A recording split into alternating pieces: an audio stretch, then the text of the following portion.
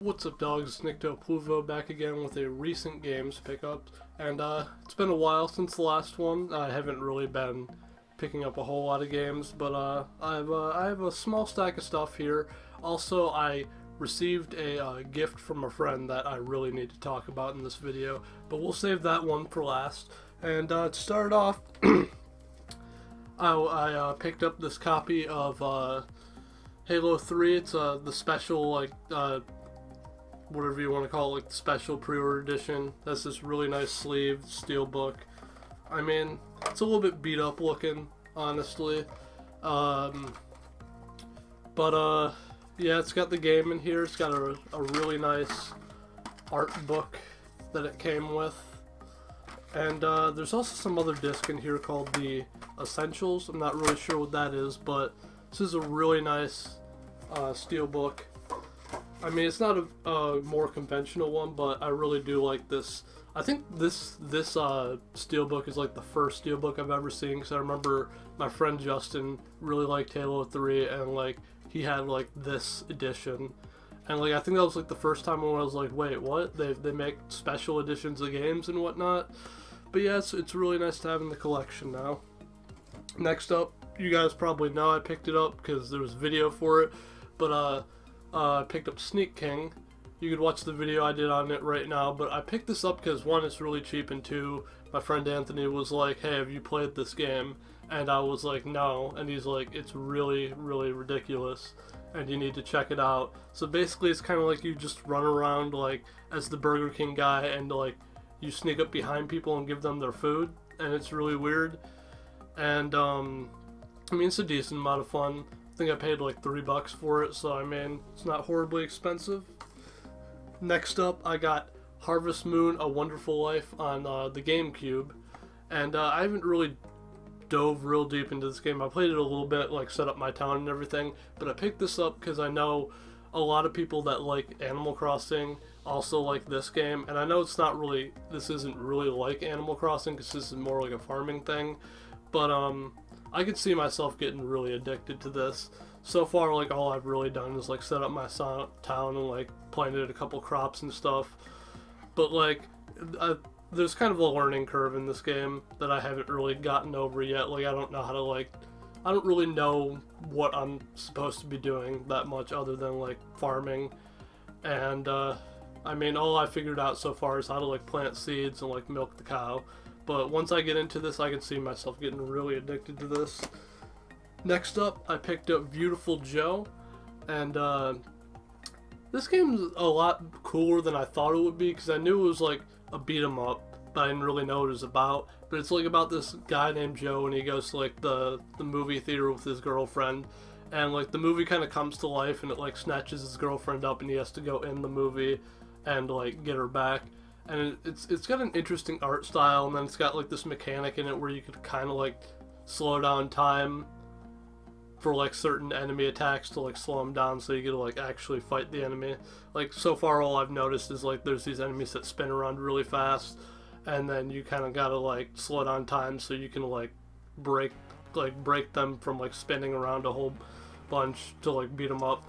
But it's pretty cool. I heard this game gets very difficult, but it'd be pretty cool if it was co-op, but it's not.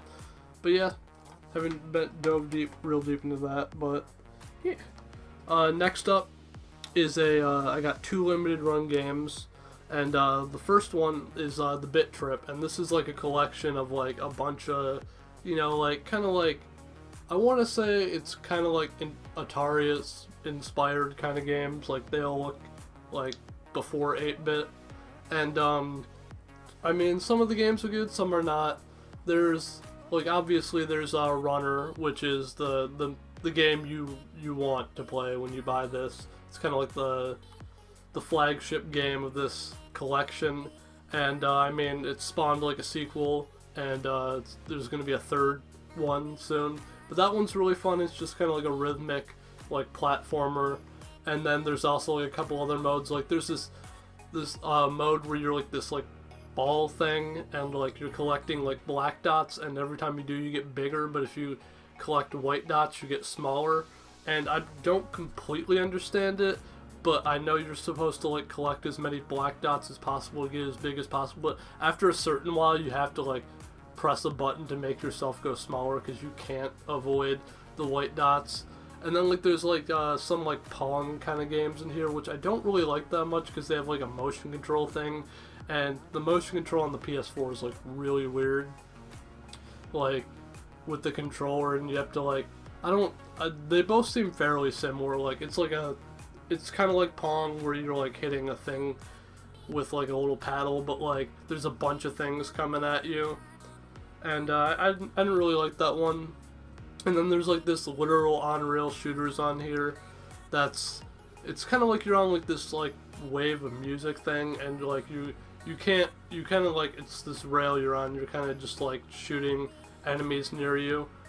And I think that's all the games that's on here.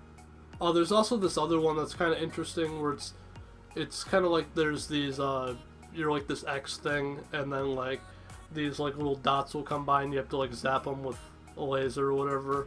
And I mean, most of the games on here like have a rhythm to it, so like they all kind of have like a rhythm when you play them. So it's a very interesting game, but obviously like the reason I buy and the reason you probably want to buy it is because the runner mode. Next up I have Screen Sheet, and I already had this game on the Xbox, but I kind of wanted a physical copy because it's really cool. It's literally what you would think when you think of the word Screen Sheet. It's a multiplayer, like, I don't want to call it a shooter because like not every weapon's a gun, but like everybody's invisible and the only way to find people is to like look at other people's screens. So like there's a classic deathmatch mode in here, which is pretty fun, and then there's like, you know, it's got most of the modes you expect in like a shooter kind of game, like King of the Hill. I think there's a Capture the Flag. I didn't really play that one as much. A Juggernaut thing where, you know, the Juggernaut is the only one that can get points, and then there's an elimination, and there's this really cool mode in here. It's called like I forget if it's called like Murder Mystery or something like that, but anyway, it's like it's pretty much like, alright, you have this card and it says, oh, you have to kill the green player, but you have to use this weapon. So you have to go around the map and find that weapon, then you have to find where that player is and kill them. And I think when you're playing, there's like intersecting contracts, I guess you could say. Like maybe you and like somebody else are going for like the same thing, like, I don't know, you kill green with like a blunderbuss and you both have that, so you have to like race to kill him. And it's a very interesting game, and I think I might have to do a video of it on my channel at some point, but it's really fun. Next up is a gift I got for my birthday from my brother, and it's called Gravity Rush 2. And this game's like really, I'm not sure what the premise of the story is, but the gameplay is really fun. Like I believe the story is like you play as this girl named Kat, and you show up in this weird sky place, and like they go down to like the surface or something, and it's really hard to explain without seeing, but like you kind of like she shows up in this village of people that go down to like this area to mine rocks, and like there's these like shadow creatures that like harass them while they're down there, and basically she has like this superpower where she can like control gravity, and it's very interesting because it's like she kind of changes her center of gravity. Like she floats up and then she changes her center of gravity, so it's kind of like you're flying, not really flying, it's more like you kind of change your gravity so you're falling around all over the place, and then you can like invert your gravity back, and then there's like attacks, like your main attack is just like kicking and punching, and then there's also like an attack where you can like pick up rocks and like throw them at like flying enemies. It's a very interesting game. I believe the premise is you're just trying to find out like your backstory kind of thing, but it's a very cool game. Next up, I got two of these games. I'll talk about this one first. These are both games from my childhood. This one I haven't really played as much as a child, but I like the later ones in the series, but it's the original Spyro the Dragon. I used to play like the second and third one a lot, but I played a little bit of this one, and I have to say, I went back and played this, and they were talking about doing a Spyro remaster, like everybody's saying they might do that after the crash, and if they do, for anyone who hasn't played Spyro, I wouldn't start with this one, because what makes Spyro good is not present in this one. It's like, in this one, it's literally just collectathon, like, you collect gems, and, like, you free these, crystallized dragons, and that's cool and all, but that's like, it. I mean, it's pretty basic, but yeah, then I also got the third Spyro game, Spyro Year the Dragon. It's kind of got, like, this shitty case that I got with it, but I really wanted the game because I didn't have it. I had, like, two, and for the longest time, I was looking for the first one, and the third one, and I was kind of picky about the cases, but then I found the nice first one case, and then there's this shitty like third one case, so I was just like, you know what, fuck it, I'll buy this and I'll see if I can get a better case for it later. But this is if the Spyro trilogy does come out, you either want to start with the second one or this one. This one's the best out of the three, and what I think makes this game better over the first one is, like, it's still a collectathon, and this one you're collecting gems still, and instead of crystallized dragons, you're collecting dragon eggs. And the thing that makes the later entries better is, like, there's, like, mini games and stuff in, like, every world where, like you do, like, little things to, like, get, like, dragon eggs in this game, and, like, special, like, mini games. And then there's also money bags too, so it's like there's a purpose to getting gems, so you can, like, pay that, like, fucking asshole to, like, you know, unlock parts of the level. Or in this game's case, there's multiple different, like, characters you can play as. Obviously you start as Spyro, but then throughout the game, Moneybags has, like, these caged off animals that you can buy, and then, like, they have parts in, like, some levels where they have to go and collect gems and, you know, pretty much do what you do, but, like, they're different characters. Like, the first one, for example, is this kangaroo named Sheila, and she's just, like, she just jumps around as, like, kicks attacks. And then next they have, like, this, like, secret agent, like, penguin that, like, flies around and, like, shoots rockets and stuff, and he's really cool. And then there's also a Yeti guy who kind of just, like, he's, like, a more heavy character, and he has, like, a ice club that he, like, uses to hit things. And I think, looking back, I think he might have been my favorite of the four. And then there's also Agent 9, who's, like, a monkey, and he has, like, he's got, like, a laser gun and everything. And yeah, I remember the first three guys' levels a whole lot. I vaguely remember his levels. And I'm playing through the game again, and I haven't quite gotten to his area yet, but I'm interested to see how his levels play, because I kind of forgot. Like, he's the last guy you unlock, and I kind of forgot how his levels played. And so as I said at the beginning of the video, I got a gift from a friend that was really amazing, and it was really nice of him. He didn't have to do all that, but he did. But anyway, so my friend Anthony, he's got a YouTube channel, Guidi. You could check that out if you want. Basically, he was in the Navy, and well, no, I shouldn't start with that. He's no longer in the Navy, but he's going into, like, the military. So basically he asked me for my address so he could mail me stuff. So I was like, alright, I gave him my address. A couple days later, a box shows up at my door. I was like, what is this? I didn't order anything. It's a pretty big box. And I was confused. I was like, what is this? So I open it up, and there's this amazing thing in it. But first I want to read off to you the letter that he put in there. So just a background. He was in the Navy, and he was stationed in Japan where he got this, and then he was gifting it to me because he doesn't need it anymore. So he says, hey man, I thought you'd appreciate this stuff and might get some use out of it for your YouTube channel. I picked all this stuff up in Japan, and after fees wouldn't make much selling it online, so I'd rather give it to you. I'm getting rid of a lot of stuff in my house to get ready for the army.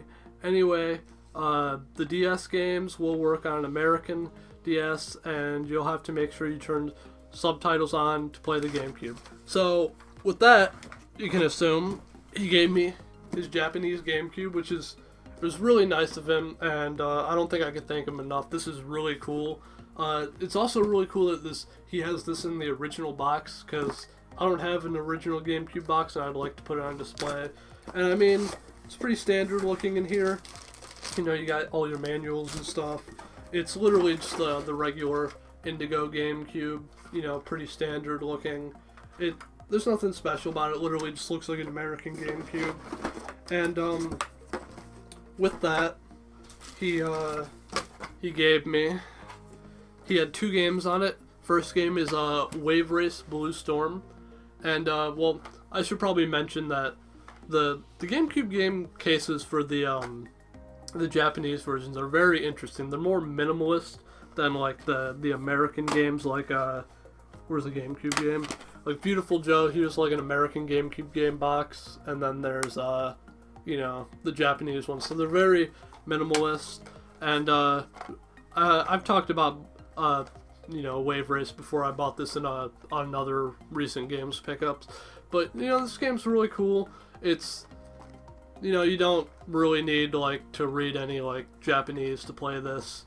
It's literally just racing, and I don't think I talked enough about it in my other recent game pickups, but like in Wave Race you kind of just like, you know, it's a racing game, and like the interesting part is like there's like these little things that you have to go on either the right or left side of, and if you fail to do that a certain number of times, you fail the race. But yeah, this is a really fun game, and it actually surprised me. Other than like the text and stuff, they still have like English like dialogue and whatever. Like at the beginning of the race, it says like, oh, press A or something at the right when the light turns green to get a boost, and I was like, oh. They didn't take that part and put it in Japanese, but you know, whatever. Next game up is the Resident Evil remake, Biohazard, and this game's actually really cool. I was playing through Resident Evil 4 and really like that game, and when I'm done with it, I feel like there's going to be a hole inside of me that I need to fill up with either Resident Evil 0 or maybe this game, if I could play through all of it in Japanese. Like all the dialogue, you know, speech bubbles are like in Japanese, but like it's still English speaking people, so like I can still follow the game somewhat. And I played a little bit of it just to capture gameplay for this video, and I really like the atmosphere of this one, where it's just like you're in a mansion, but I feel like it might be a tough at times with it being in Japanese. And he also mentioned that in the letter that the DS games work on an American DS, so he didn't give me a DS. So these games will work on my DS. So this game right here, I had no idea what this was, but I had to ask him what this was, because it looks really weird. I have no idea. It's just like some text and there's some flowers on there. But this is the Japanese version of Animal Crossing, and I don't know if I'll be able to play this well. If it, like, most of Animal Crossing is like dialogue oriented, so I don't know if I'll be able to work my way through this if it's all in Japanese. But I'm interested to see the difference between this game and the American version, because I used to really love Wild World back in the day. So I'm interested to see how the Japanese version of that is. And this game I haven't really looked up anything for or played at all. I literally just got this package yesterday, so I haven't gotten time to check this one out. But this is Dragon Quest Monster Joker. Don't really know much about it. You guys can tell me if you know what that is in the comment section. As far as I know, I think it's an RPG. But yeah. That's it for this video, guys. Thank you for watching, and Anthony, if you're watching, just want you to know I really appreciate this, you know, Japanese GameCube and everything. You know, it's really nice. You didn't have to do that, but now that I have it, I'm really excited to get some Japanese games, because I was looking at this game called Doshin the Giant, which is a Japanese only release. I think it came out in Europe, but like, since I have an American GameCube, I'd have to buy a Japanese GameCube to play that. But now that you're giving me this, I can just buy it off Amazon and play it, and it looks really sweet. And then I'm also interested to look up some more Japanese exclusive games, as well as like maybe buying some games that I already have on GameCube, but really love just to see how they compare to the American version. Like, I kind of want to get Pikmin 2, because I know there's an e-reader card thing related to that, but then I'd also have to get the e-reader thing in the cards, which would be really cool to have. But yeah, you guys can let me know in the comment section below if there's any Japanese games I should look up to, you know, play on this bad boy. And I will see you guys next time. Bye bye.